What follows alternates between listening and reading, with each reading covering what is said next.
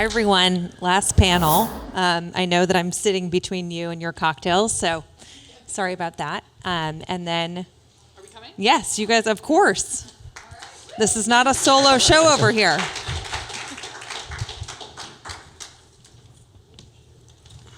So I'm super excited to be sitting down with Walter, and I'm not going to try to pronounce your last name. I'm going to let you go ahead and pronounce it. It's Faulstroh. Faulstroh, who is... In Germany, they would say Faulstroh, but it's called Faulstroh. Oh, okay, so I'm not even going to try that. But he is the co-founder and CEO of Hum Nutrition.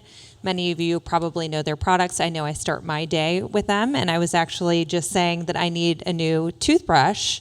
And so we have Brittany here as well, who is the co-founder and COO of Burst Oral Care. So super excited to have her.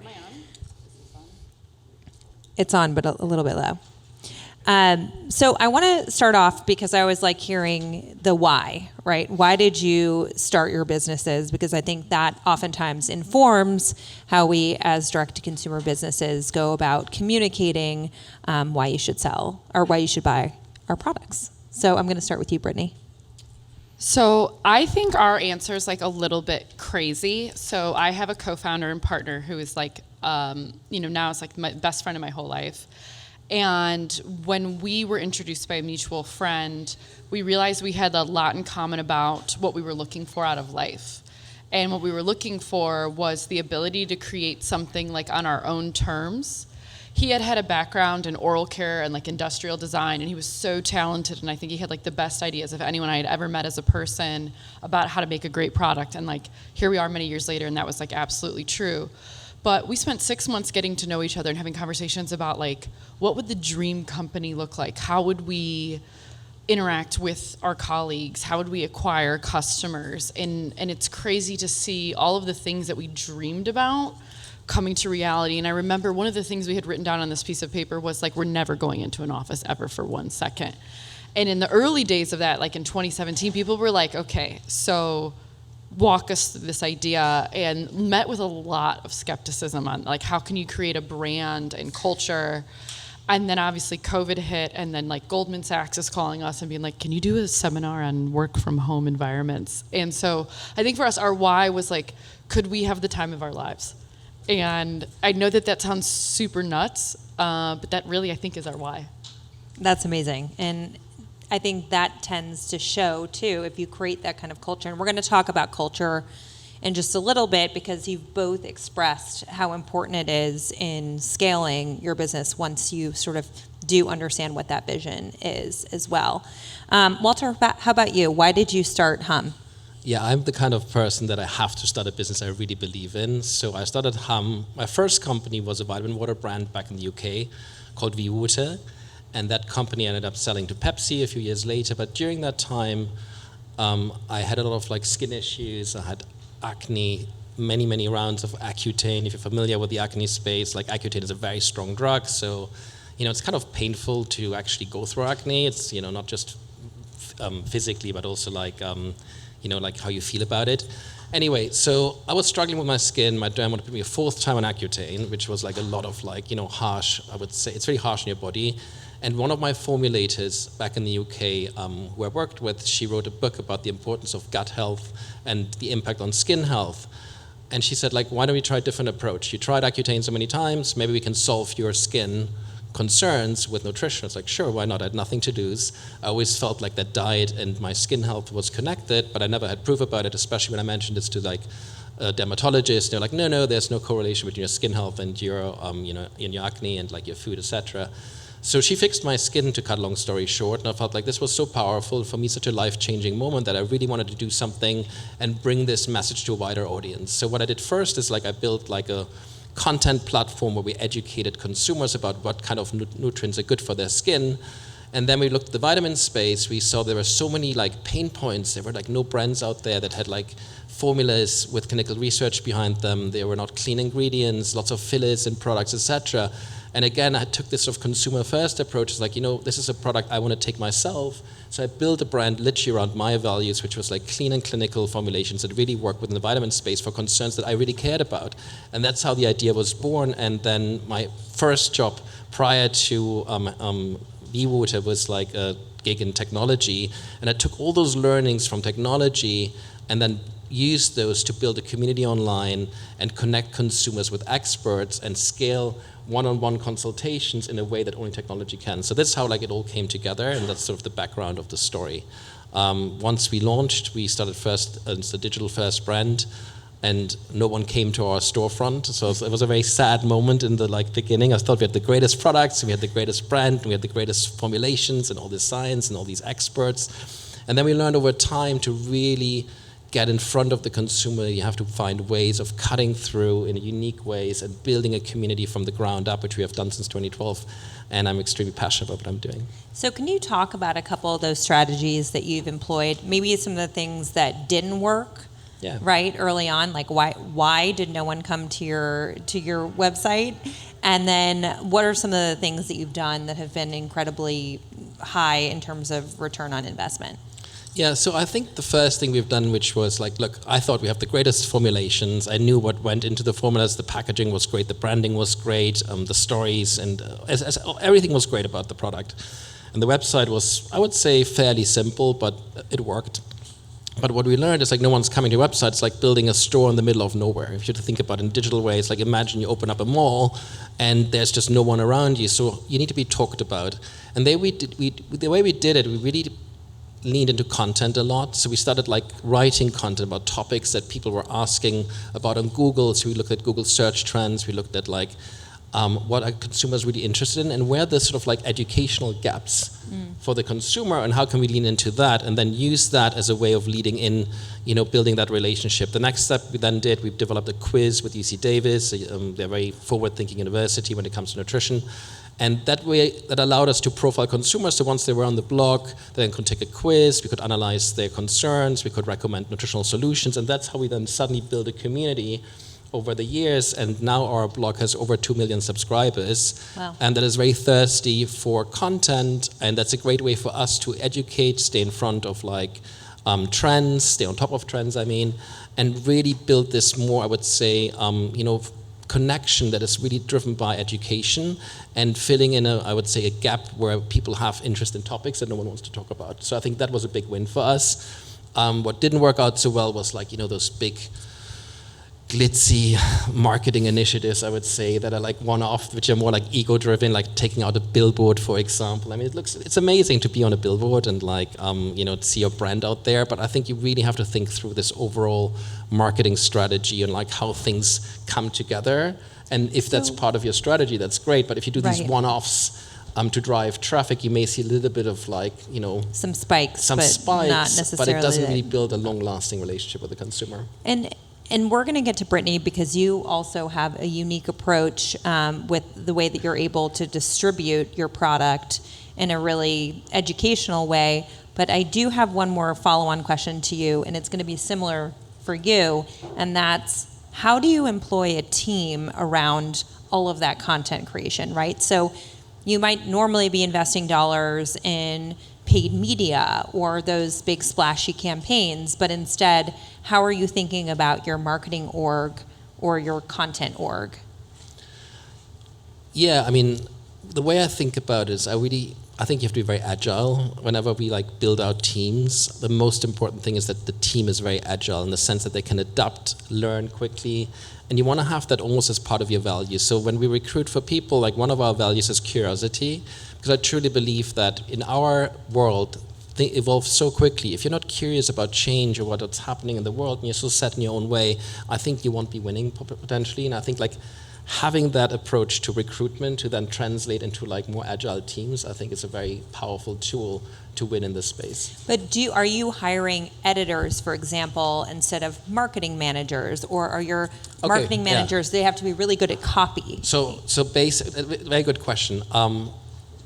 All my editorial directors who lead the blog, they're all ex-Condé Nast. So if anybody is here from Condé Nast, you do a great job in training people.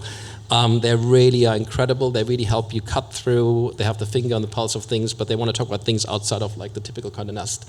So I have an editorial director, and underneath we have freelance writers who want to contribute to the blog, for example. Or we have experts that want to be on the blog as well, given the size that we have. Wonderful. And Brittany, moving over to you, you have a unique subscription model and a way that you actually use hygienists as your brand ambassadors. Can you talk a little bit about that model? You can also purchase directly from the site as a consumer, which should be noted. But can you talk about how that's worked and how you've been able to roll that out effectively and successfully? Yeah, I think that that's like the bedrock of our success at Burst Oral Care. So we actually, if you go back in the day, people were really getting their oral care suggestions from their dentist and their hygienist. And then somewhere along the line, like that relationship severed at some point in time for consumers.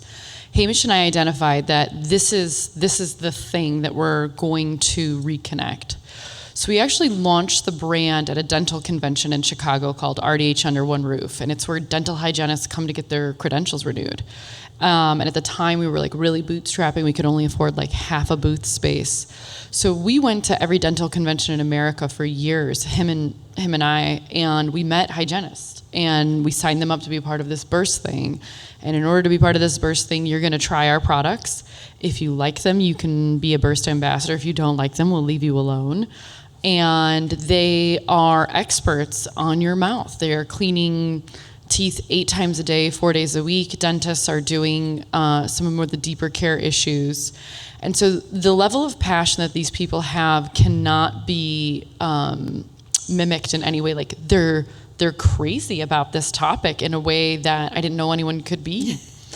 and they've converted me. And so what we basically have done is create these incredibly authentic micro-influencers with healthcare credentials who are the ones who are taking care of you, and they have just this heart inside of them that they chose a career where they're taking care of other people, and they view that telling you what to do at home and your preventative care model is an extension of that care. And so they're fanatical in the best way possible, and we've scaled that to a group that's just shy of about 40,000 people now. Incredible. And the last time I read about it, which was I think a year ago or something, you were at 30,000. So you're scaling this very quickly. Similar to my question for Walter, how do you think about scaling your ability to sort of manage all of these people, right? 40,000 people, it's a lot of people. What types of sort of infrastructure or programming or teams do you have in place to support that kind of influencer network and ambassador network? Yeah, I think it's team and tech, right? So you need technology. We have a custom app where somebody can sign up to become a Burst ambassador. They give us their information. We get them product. And so we've built a really great native app to iOS and Android. That's really sort of the tip of the spear. Then these hygienists who are from early on have become key team members, right? So people who have been there since day one now help other people learn everything they need to know about Burst. We put them through boot camp and Burst University, and they really learn about why all of our products are the best, the right ways to recommend them. This is a healthcare component, so like if they're in a Medicaid office, like they cannot earn money for making a recommendation. We train them on these things. We make sure we're compliant with healthcare law. And so we really know the journey, which is that once you've signed up and gotten your products, then we should know from you, do you like them or not? And if you like them and you want to learn more, we can put them through a training process, which is somebody who's already been in your shoes. So we have a team, we call them senior ambassadors. They're all over the country.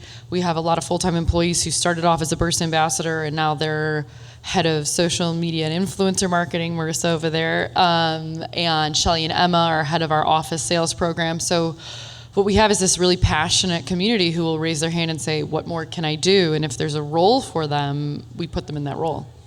Amazing. And Walter, for you, as you think about scaling education, because you are both brands that do require some education, right? Because like you said, you are based off of having very clinical results, right, and science associated with it. Can you talk a little bit more about? You said you have blogs that you're writing, but you just talked about how you did a partnership with UC Davis, for example. Can you talk a little bit about how you create that credibility with your end customer and scale that credibility? Yeah, so in our case, it's like within the field of nutrition, there's different levels of experts. So RDs tend to be the most, I would say, educated. They have to have a longer degree. They have to have work in a clinic for a couple of years. They truly understand nutrition from a really scientific perspective. So we only work with RDs, and everything we put out there is vetted by experts. So when we create content, even if it's a bit more, I would say, edgy content that people want to talk about, we always bring it back to science. It's just the way we talk about it. We don't make it sound too scientific. So we connect with the consumer in a language that is friendly to them, but all the content that we put out there is vetted by RDs and vetted by experts. And if there isn't clinical research to support a claim, then we won't make that claim. So that's something we really lead with. And I think it's building that trust with your consumer that they know they can come to you for truly informative, yet I would say engaging content. That's the way to build that relationship over time. And then for both of you, how do you think about your retail mix? Given it's like you're forming these really tight relationships, obviously, with a consumer and with your ambassadors, then how do you expand out from that? I think for us it was really baptism by fire, I won't lie. We did the opposite of what anyone would ever give you advice to do, which was that our first big retailer, we went to Walmart and thousands of stores, like retailer one. So we had we learned things like real swift. I think the burst that we are today, we've really realized that the key to success for us is that products should match channels. So we, instead of letting the retailer dictate to us what's in store, we're saying to them, we know our customer better than you do. This is what you should carry. And this is where we will both be successful. And so, we did a reset this fall at Walmart that is better aligned with that. Can you talk a little bit about what was the change in sort of V1 versus V2? I can give you a really great example. So we sell 7 packs of whitening trays. They're an amazing product. Nothing will whiten your teeth better. For a 7-pack, it's $79.99. That's too much money for a Walmart consumer. So they wanted to carry that product in store. I said, we will fail, and then I'll look like I'm a failure, and I love winning. I don't want to do this. So it had taken some time, but I had really gotten to know the buyer in that category at the time, and maybe I weaseled out of her. I was like, give me your sort of the mode, the most frequent price point at which whitening is purchased in this store, and I'll make a SKU that matches that.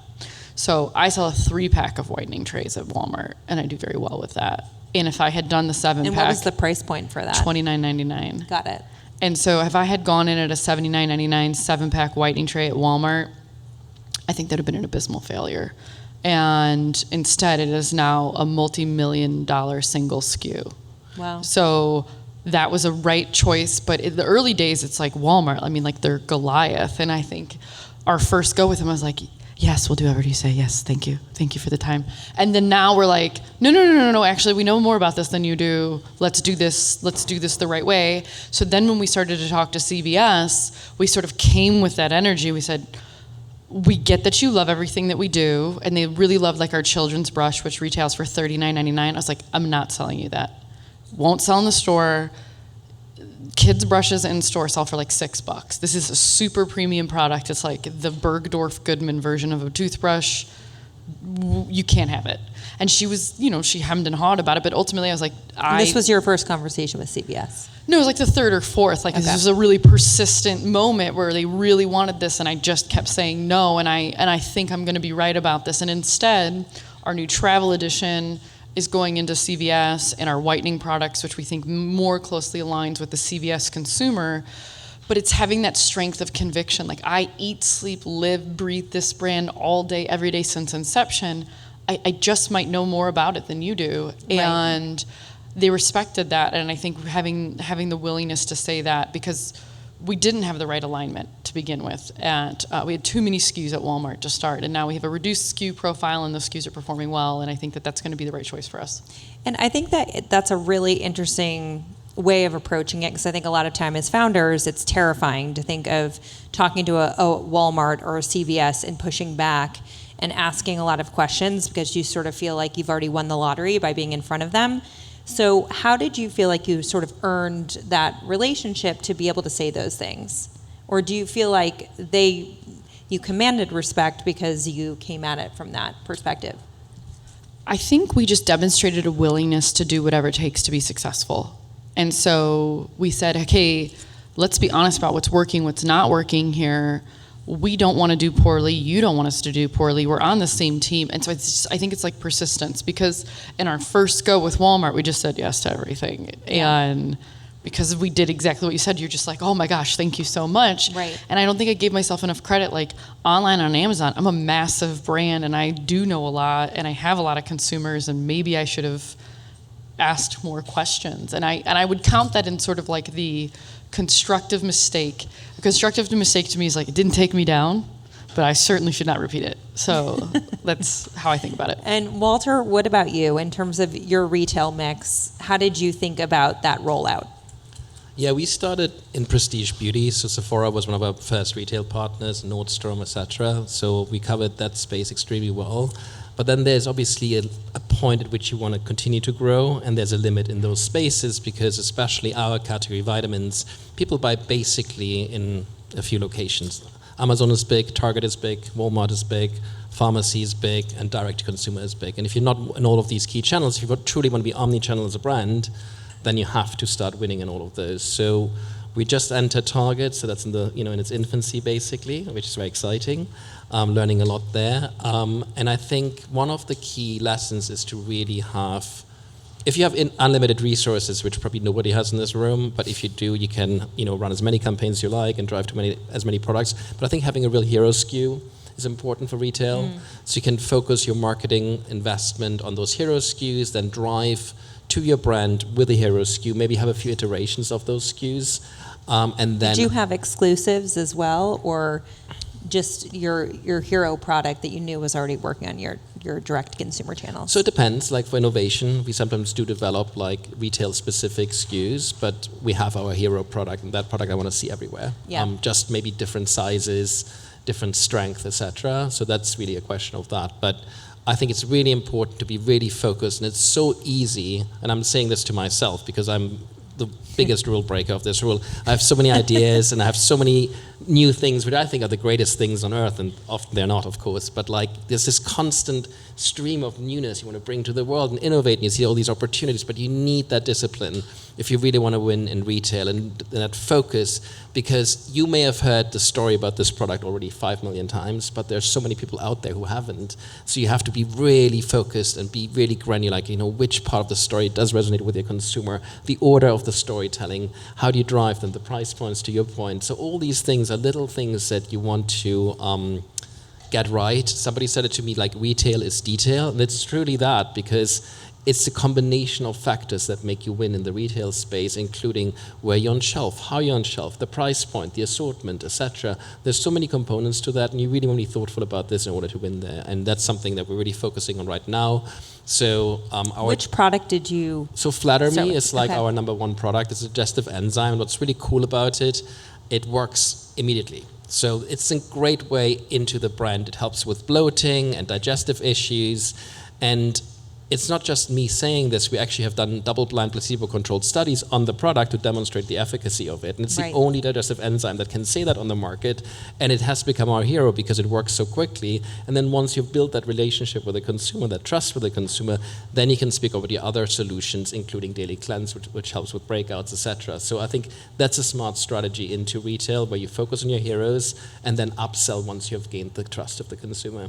And for those heroes, did you focus on the heroes that were already heroes to you, or that you felt were the right sort of heroes for that particular retailer? I'm very data driven, so you want to look at like where's the traction, where's the velocity with the retailer. But then sometimes what happens, if you look at the retail space, the most successful categories may be oversaturated. So there may be so many products That's what I was and wondering. so many brands there. Like you really want to take a step back. It's like, where's actually the white space here? Where are we adding?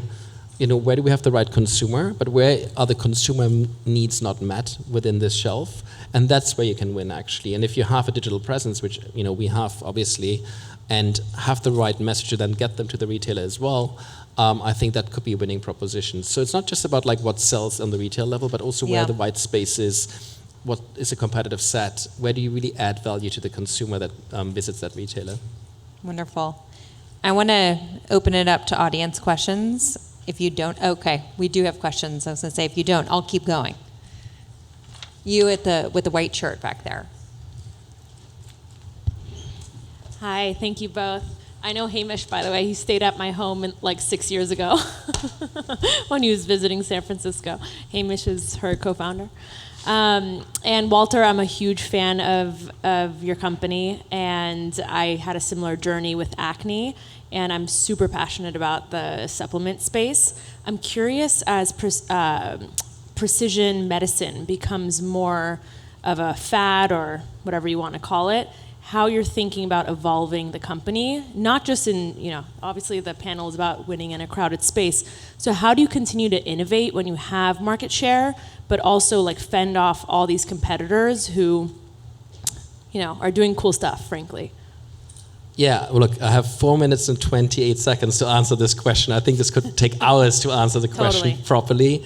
But I think on a high level, I think you have to stand for something as a brand and be really good at it and really defend that territory. So having that base, I think, is important. And of course, there's endless new competitors coming in.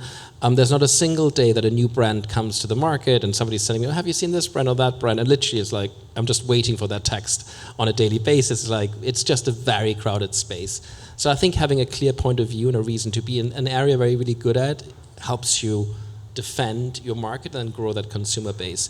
The other question around precision medicine, I think it's really interesting because you want to find a way of demonstrating its efficacy. When you go on the individual level, then it's really hard to show the effectiveness of an approach, basically. So you have to find new ways of demonstrating that. But it's really interesting and very powerful. And I'm sure 100 years from now, everybody will have their fully customized pill or whatever it is right now. But I don't think we're there yet. But it's definitely something to keep in mind. And I do think AI will play a huge role here. We have seen in the medical field, especially AI beating professionals. Like, for example, when you get your skin checked for skin cancer, they have tested AI versus dermatologists, and AI is actually better than dermatologists in detecting skin cancer because it can recognize those patterns that we as humans sometimes we're not too sure about. And I think it will totally go that direction. The question is when and how. There's so many question marks right now, but it's really a fascinating space that I watch very closely. Very cool. Thank you. Any other questions? Let's see. I had another question about, you just talked about scaling culture, right? And knowing what your values are.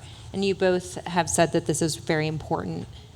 In the 2 minutes that we have left, can you both speak to maybe your process around identifying those values before you sort of go in and market them to the world?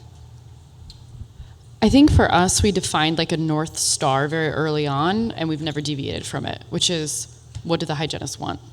So if it passes muster for them, everything else is going to be fine, because we're only so smart. We are not smarter than 40,000 healthcare professionals. So if that's North Star all the time, from packaging to product to marketing messages, we're gonna win. And so I think that's my very concise answer. Amazing. Walter? Yeah, I'm a huge fan of culture because I've been in companies where the culture was so wrong, it was impossible to fix. And I can always say to people, I am not a psychologist, I cannot fix culture, but what I can do is build culture in the way I think is right. So what we did early on when we started Hum, we hired a consultant actually who helped us define the culture of the organization, things that we think are right, things we think are not right with the organization, and then we hired accordingly. So when we are recruiting, there's a step called cultural interviews, and what happens during those interviews, they have 6 areas, which are our values, for which we have questions, then we assess a candidate towards those. And it's really, I would say that was one of the best decisions I've ever made, early on, defining the culture with the help of a consultant actually, and then making sure I can scale that culture by recruiting the right people, because it's really hard to let go of somebody once they're within the organization and they don't see the world in the way you see it yourself. It doesn't mean we all have to agree on everything, but I think it's important to have the same values and have cultural alignment when it comes to your team. I would also add that something we've had to learn along the way is that letting someone go because they're not a culture fit is as important as letting someone go because they don't know how to do their job, right? I think that a culture killer is poison that will seep through your whole organization. And I think it took us a little too long to get to that understanding, but now we're there. One more question. Yes, you in the front row. Okay. So Walter, I was wondering when sustainability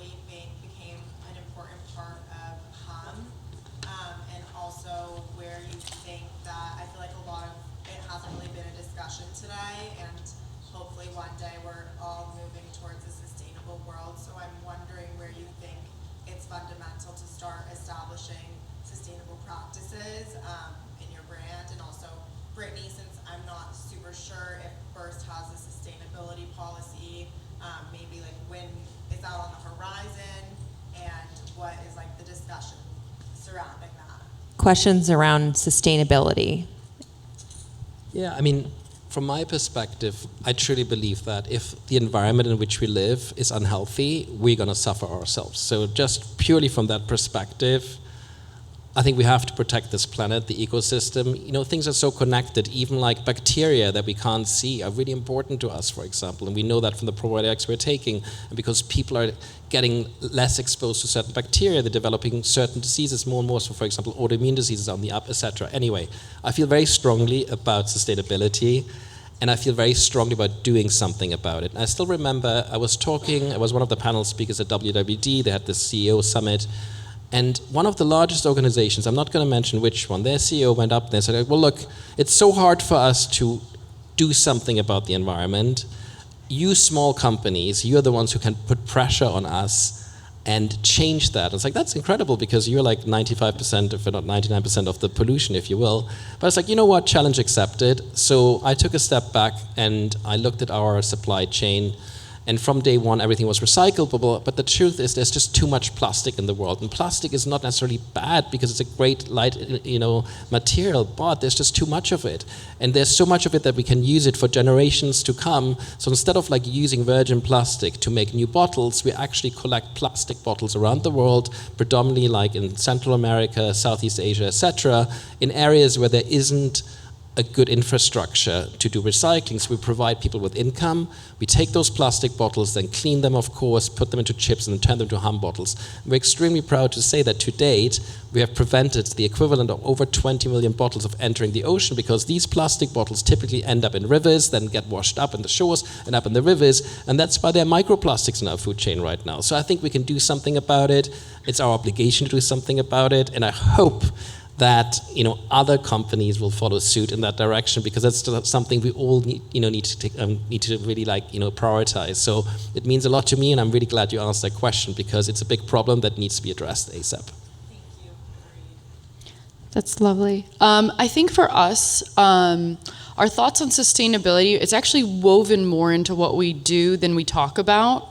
And I think that, and maybe many people in this room might feel this way too, you feel like unless you're an A+, you shouldn't talk about it at all because you're going to get like lambasted for, what some people might think is not enough in terms of sustainability. So some of the things that we do, all of our floss containers are refillable. There's no plastic there. All of our packaging is molded fiber paper. It's recyclable, and it's made of recycled paper.